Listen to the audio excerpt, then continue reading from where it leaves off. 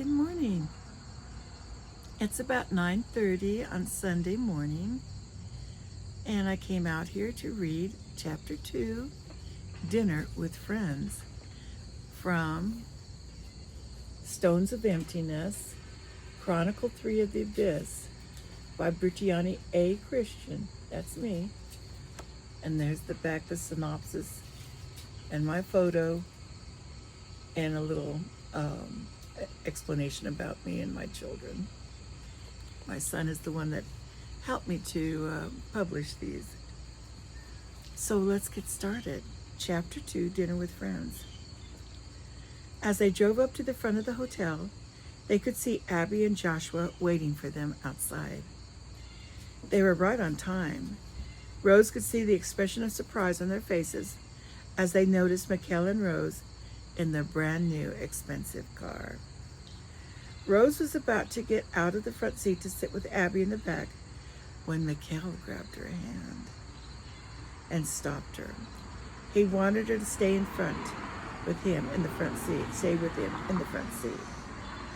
Abby and Joshua got into the roomy back seat and started to comment.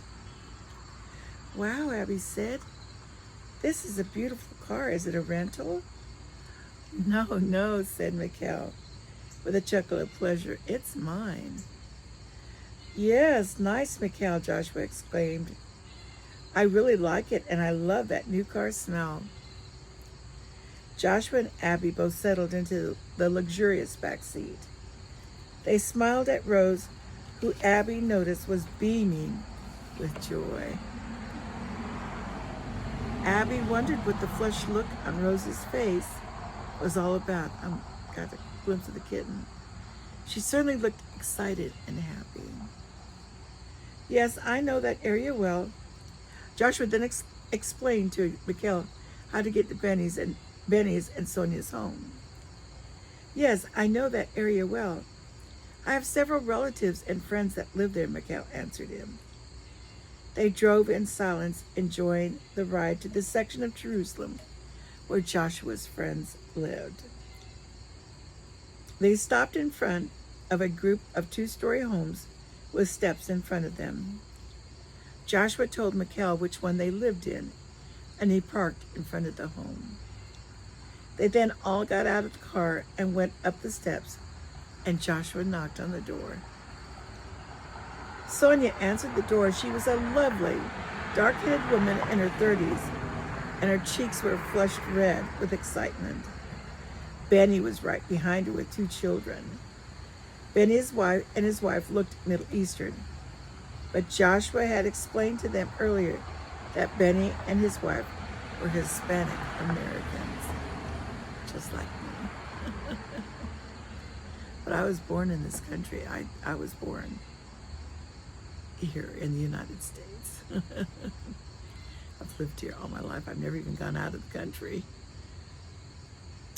Their children, a boy and a girl, were crowned with dark brown hair and bright brown eyes, and were giggling and poking one another in excitement. They looked happy as lambs in a pasture. Rose could tell they had a happy home. Come in, Benny invited jovially. They stepped into a very clean, cozy room with furniture that was a bit worn, but covered with cheerful throws and pillows. They all sat down, and Joshua began to introduce everyone. The children glanced slyly at Mikel and whispered to each other and giggled. Sonia called them to her and introduced them. "This is Oscar and Annabella," she said more than a little proudly, as any good mama would be. And then she explained, "Doctor, Benny and I took our little Oscar to you when he had his heart trouble. And we went to your office many times. The children remember you well." "Ah, yes, I thought I recognized you. And how are you doing, Oscar?" Mikel asked as he smiled at the healthy-looking little boy. "Very well, Doctor. I feel a lot better. You really helped me." Oscar's heart was troubling him and he needed surgery, Sonia explained. He is doing so much better now. The Lord truly sent Dr. Gorbieva to us and to all of Jerusalem and Israel.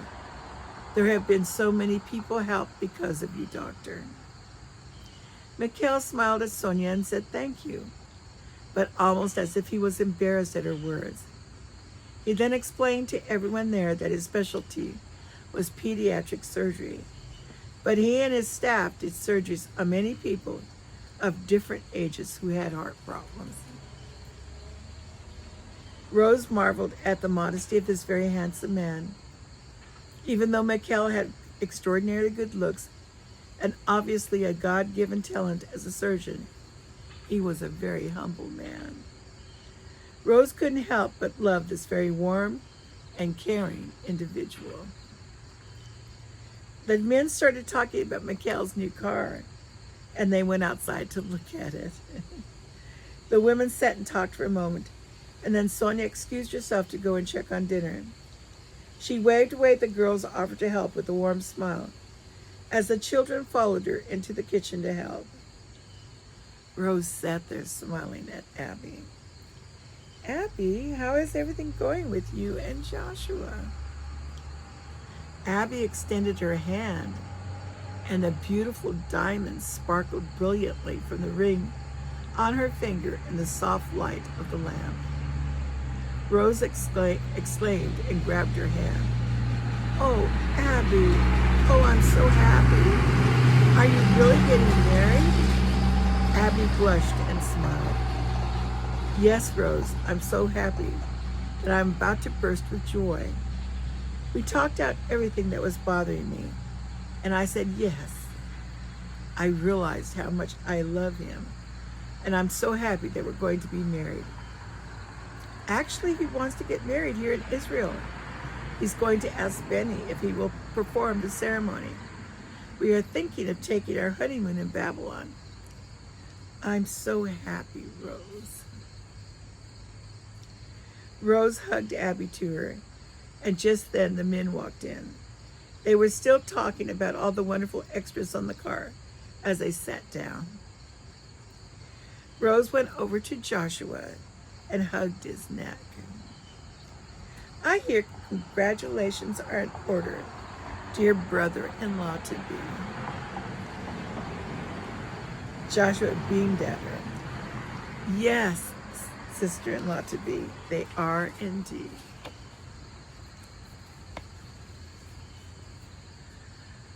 Sonia walked in to announce dinner and heard the news. She rushed to Abby and hugged her and looked at her ring. Oh, Abby, I'm so happy for you and Joshua. There is not a finer man on the planet, except for my Benny, and you too, Doctor. Everyone began to talk at once, and there was much happiness all around. Mikel caught Rose's eye and winked at her. Rose blushed too when she remembered her good news. But should she tell them now or wait? She decided to wait and tell Abby in private to get her reaction alone.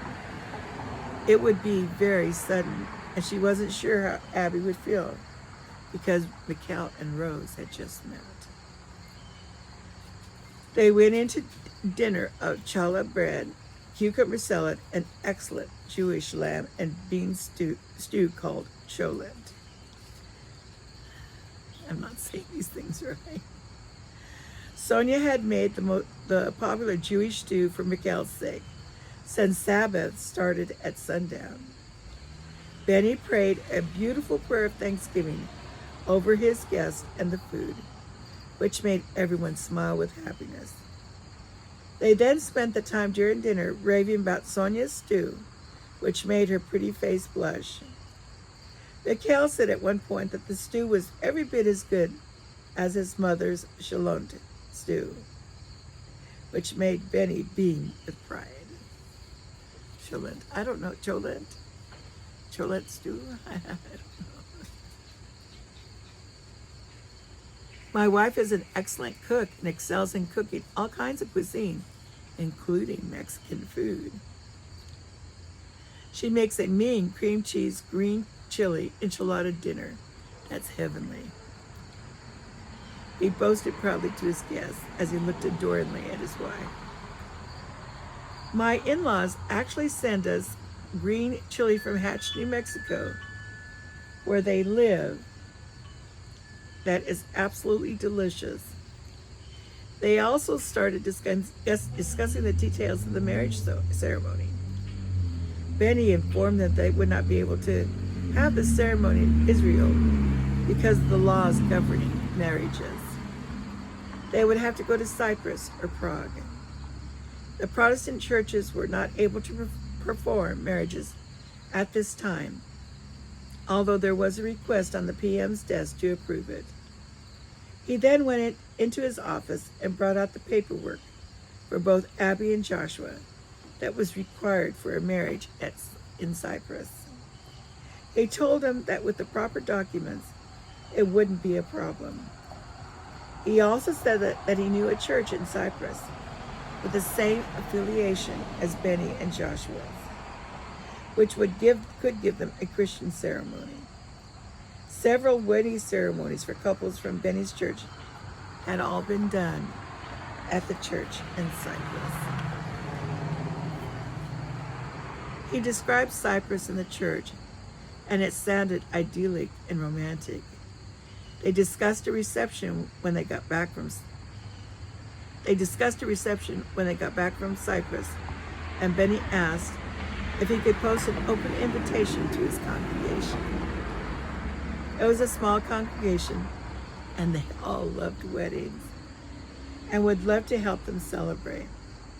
Joshua and Abby readily agreed. They could have a reception in the church hall, and everyone could bring their favorite dish. Rose was beginning to feel as if this was a wedding made in heaven. It was very much turning out to be as the wedding receptions at home. Everyone in their church would come and bring a delicious dish and make the wedding reception simple, wonderful, and delicious. Joshua invited Benny and his family to the wedding in Cyprus. He said he would pay for their plane tickets, room, and meals, and they joyously agreed. Joshua then asked Benny if he could perform the ceremony, since it was their church affiliation. Benny agreed with a big smile and said he had done ceremonies there before, and he was sure the pastor would agree. "What you doing, baby bear?" After dinner, Mikel came up to Rose and asked her to come out to the lovely enclosed patio with him. It was a garden with many budding plants and flowers in the flower beds, as well as budding vegetables and herbs lining the edges of the inlaid stone patio. Late March had turned into early April, and the unusually warm weather had started the plants to blossom early. It smelled wonderful in the crisp evening air of mint, coriander, and cilantro. "You haven't said anything, my dear Tikva, so I didn't either. Did you want to wait to tell your sister and Joshua?" "Mikel, I'd like to tell Abby in private. I want to discuss this with her so she won't be shocked because we've only just met. I will tell her when we get back to the hotel. I will let you know what happens." "Do you think she'll be upset by our plans?" "I don't think she'll be upset, but mostly surprised at the suddenness." "You're not upset by me not saying anything, are you?" "No, I just want to make you my wife as soon as possible. I love you, and I want to spend the rest of my life with you," he explained as he kissed her softly. He held her in his arms, and she felt warm and loved in his embrace. "It will be soon," she told him. "I want to be your wife soon, too."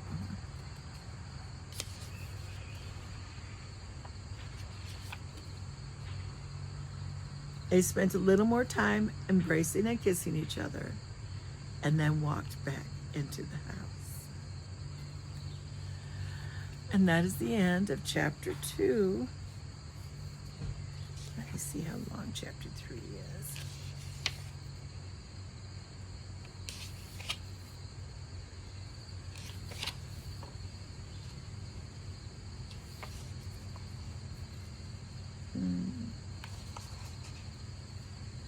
It's about 6-7 pages. Should I go on?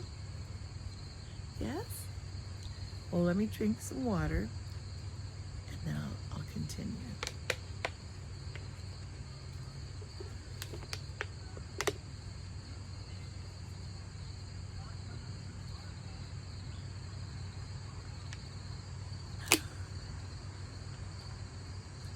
That tastes good.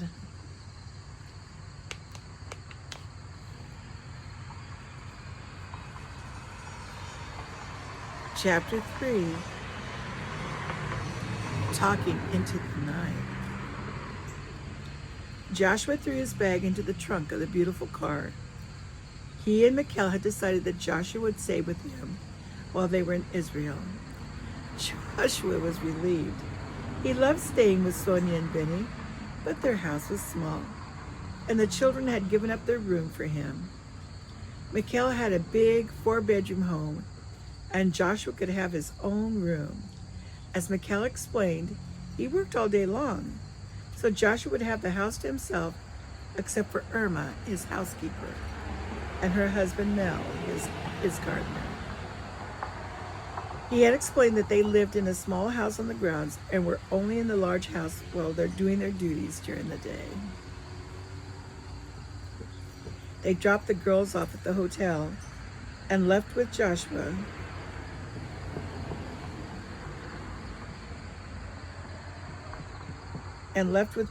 Promising that They dropped the girls off at the hotel and left with Joshua promising that he would pick them up early in the morning.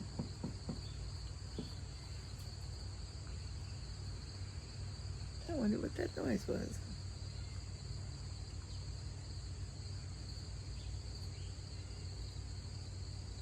In promising that he would pick them up early in the morning, they wanted to start shopping for Abigail's dress and all the other things they would need for the wedding.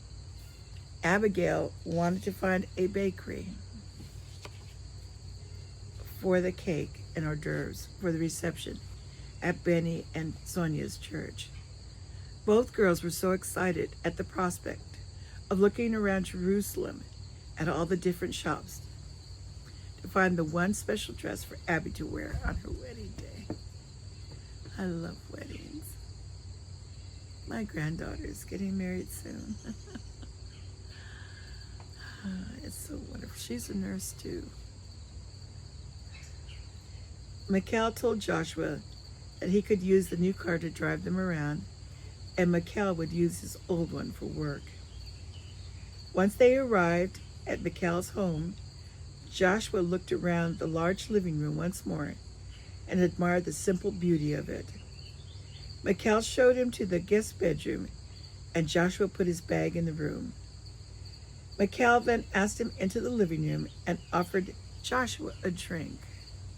Joshua shook his head no. I used to drink when I was a teenager, but I no longer drink at all. I found out then that I couldn't keep myself from becoming drunk, so I just stopped drinking altogether, Joshua explained to him as he smiled kindly. Mikel looked at the drink in his hand and sipped at it slowly, wondering if he should pour it out for Joshua's sake, but instead finished it quickly. Joshua, tell me about you. How did you meet Abigail and Rose? Actually, I moved into their town, and I met Abigail at the hardware store. I was fixing up the place I had just bought. I was in the store buying supplies when I saw the most beautiful woman I had ever seen in my life. She was so breathtaking that I forgot what I was doing and started following her around the store. I had never seen anyone who could make a pair of jeans and a blouse look like the trappings of a fairy tale princess. I fell in love with her at first sight. I had never believed when people would tell me they fell in love with their wife or girlfriend at first sight. But I actually experienced it. Mikel chuckled. It was the same for me when I first saw my wife. I was walking down the sidewalk of the university when I saw a gorgeous girl sitting on the grass by a tree reading a book. I went over to see where she was sitting. I went over to where she was sitting and stood there a while. She was so engrossed in her book and didn't notice me at first. Finally, she looked up and I stared into the most beautiful eyes and gorgeous face I'd ever seen. She had the bluest eyes, the color of the ocean, and I felt like I could drown in them, in the beauty of them. She smiled at me and asked me if I needed help. I remembered I stuttered and couldn't even speak. I was so overtaken with her. She got up from the grass and tried to collect her books to leave. She dropped them and I tried to help her and ended up bumping heads with her. I was mortified. But she started to laugh good-naturedly and rubbed her head, telling me, "You must be really smart to have such a hard head." "You must be full of smart brains," she told me with a laugh. I then asked her to coffee, and we were married 3 months later. She was a few years older than me. She was getting her doctorate in physics, and I was a junior in med school. But age didn't matter. We were very much in love with each other. I missed her very much. I miss her very much, Mikel said with what was almost melancholy. Joshua got up from the chair he was sitting in and went to the fireplace and looked at the photo of Mikel's wife. "She was very beautiful," Joshua agreed as he looked at the photo of the smiling young woman in the picture. "There have been many times since the death of my wife and children that made me feel as though I could die myself. If it had not been for the Lord Jesus Christ, the Messiah, I don't think I would have made it. I was so overwhelmed with grief." Mikel stared at him in surprise. "You were married before? What happened to your family? If I wouldn't be intruding by asking." Excuse me. "My wife and son were in a car accident caused by a drunk driver," he said as he looked out into the night with the full moon. The light from the moon filled everything with ominous shadows that lurked above the grounds. He also watched the small house in the distance as the lights turned off for the night. Then he continued, "My little 3-year-old boy was killed outright, and my wife lost our little girl she was carrying. My wife died a few weeks later from an overdose of sleeping pills. She'd only taken a few over the prescription dose, as if she had forgotten she had already taken them. But it killed her. I think that her heart was so broken that it just stopped."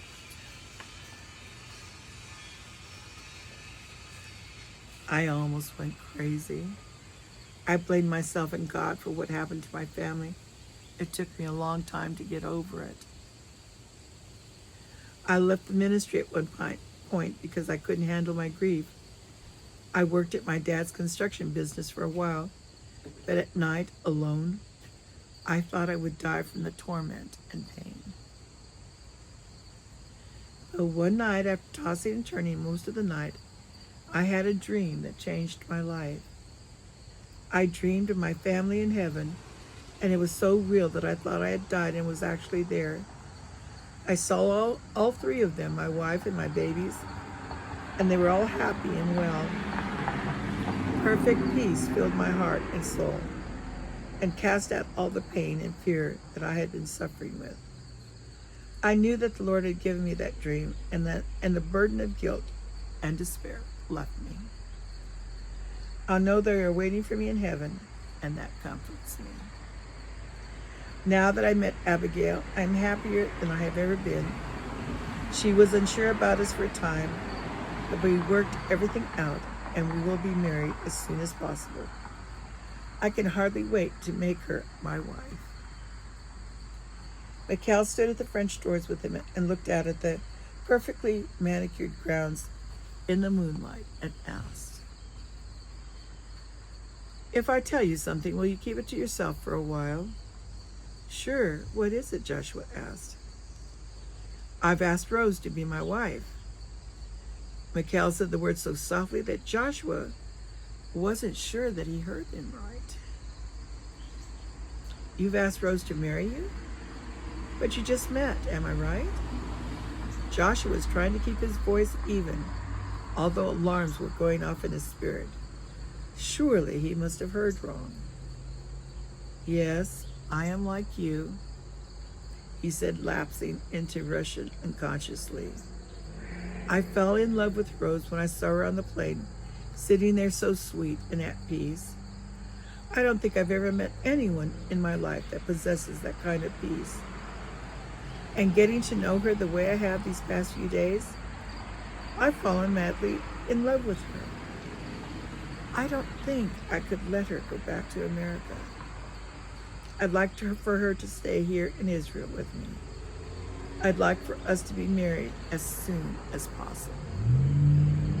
I've been terribly lonely for so long. My wife was so sick for 2 long years, and now she's been gone for 6 months. I would love to have someone as lovely as Rose for my wife. I think we could be very happy." Joshua stood there for a moment thinking about what he should say. He didn't want to discourage Mikel, because the man had been through the terrible loss of his beloved wife. At the same time, he was concerned for Rose. Mikel was Jewish, and Joshua had overheard him tell Rose he didn't think he could accept Jesus as Messiah. And it was obvious to Joshua that the man might possibly have a drinking problem. The way he kept eyeing the liquor bottle as if he needed another drink. Abigail had told him what Rose had gone through with her husband, and he wasn't sure that Rose could handle Mikel and his problems. And he had a pretty good idea that Mikel was not over his wife's death and still grieving deeply for her. Joshua was concerned that Mikel was just trying to distract himself with a new relationship instead of really being in love with Rose. Still, Joshua held his tongue and went over to the photograph of Mikel's wife. "You do know that Rose looks a lot like your wife, don't you?" he said in Russian. Mikel's head snapped up, and he stared incredulously at Joshua. No, she doesn't. She might have the same color blonde hair, but that's where the resemblance ends. Rose is nothing like a knot. A knot was feisty and full of life. She liked a good argument, and we had our battles. She was a very passionate person about many things. No, she's not like Rose at all, he answered in Russian. "Are you sure that you really care for Rose if she's so different from your wife?" Joshua asked in Russian. Mikel stared moodily into the flames of the gas fireplace. He had turned it on earlier because of the coolness of the early spring evening. After a few moments, he responded to Joshua's question in English. "I loved Anat very much. We called her Anna. And we were a good match.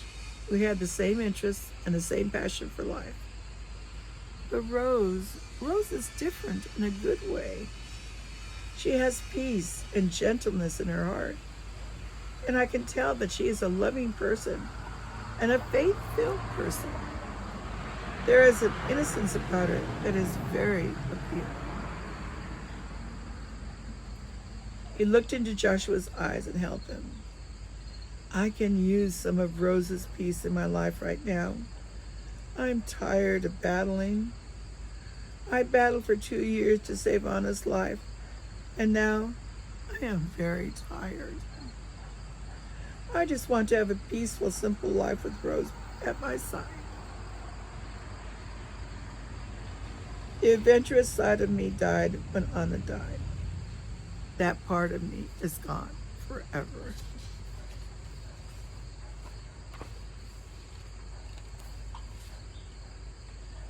Joshua thought about what Mikel was saying and wondered if he should continue.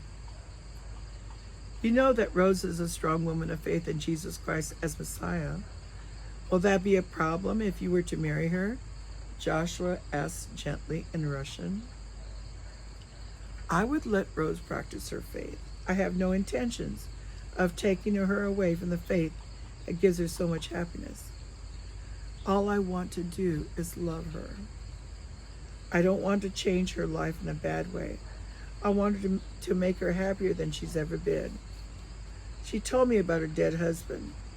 I know that she suffered much from what she has told me about him, he replied in Russian. Did she also tell you that her husband was always in the bars drinking? Joshua asked gently. She would have to go looking for him at night to bring him home. Abby told me the man ran around with different women during their marriage and broke Rosa's heart. But she stayed with them because she had made a covenant before God and didn't want to break it. The man changed when he got sick and repented of what he had done to Rose before he died. But it was a terrible time for her. I would like to see her happy. And maybe you are the right one for her, if what you told me is in your heart. But I think you need to know, you need to think about what you want to do. After all, you just lost your wife. You may not be ready for a lifelong commitment to someone else, Joshua said softly in Russian. Mikel smiled wryly as he stared at his empty glass on the end table. He sorely needed another drink because of the way the conversation was going, and he was getting upset. He could tell that Joshua said these things to him because he cared about Rose, but he didn't want to discuss it anymore tonight. So Mikel looked at his watch. It's almost 11. I'm going to have to say goodnight. I have surgeries in the morning. He spoke in English with a smile that was almost a grimace on his handsome face. But I will think about what you have told me. I will keep what we have discussed to myself and not say anything to Rose. And I do love her, Joshua. I know it's sudden, but she means the world to me right now. All I want to do is protect her and love her and give her the best life I can. I think I could make her very happy. And that is actually all I want to do.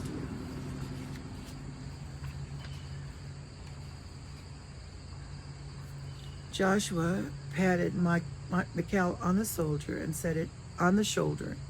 and said in Hebrew, "Then I will pray to our God, the God of Abraham, Isaac, and Jacob, about the situation, and you and Rose. So I will say good night." Joshua then went to his room to unpack and take a shower before bed. Mikel lingered and poured himself another drink and stared moodily at the moon, playing with the clouds in the night sky. He sipped at his drink slowly. As the bitterness of the liquid filled his body with the familiar rosy warm glow, he thought about what Joshua had told him about Rose. My poor Tikva, your life has been filled with pain like mine, he thought. I will make you happy. I swear before God, I will make your life better, my darling Rose. You will never feel pain like that again. He then stared at the half-filled glass of amber liquid for a moment and then went to the kitchen sink and poured it down the drain. And that is the end of chapter 3. And the next chapter is chapter 4, Satin and Lace in Bits of Blue. Well, dear friends, that is chapter 2 and 3 of Stones of Emptiness, with the lovely girl in the field of snow.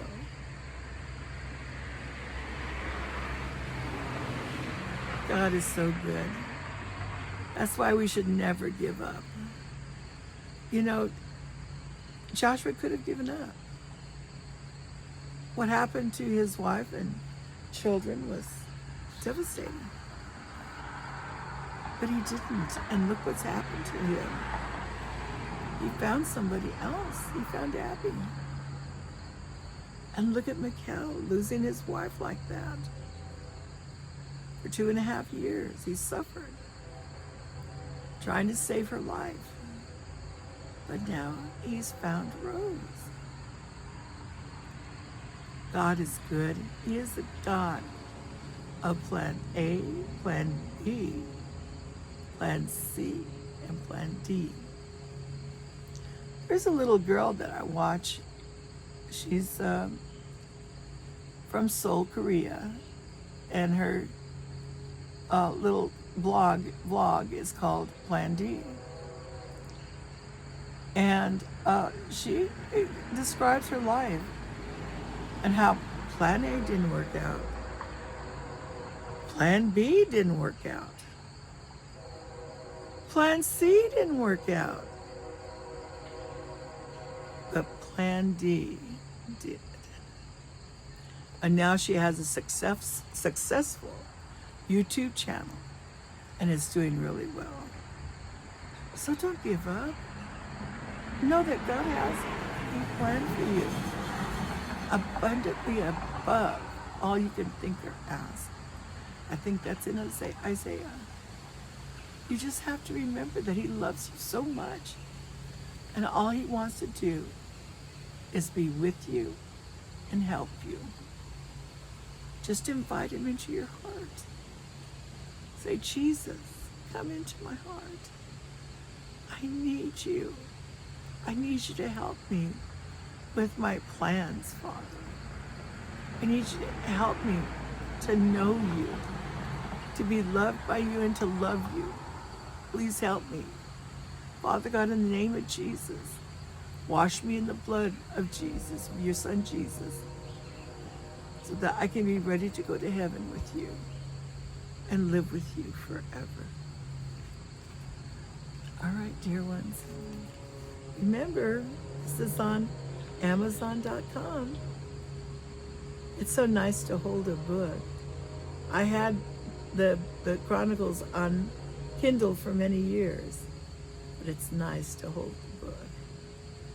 Those that have gotten the Kindle might think about the book.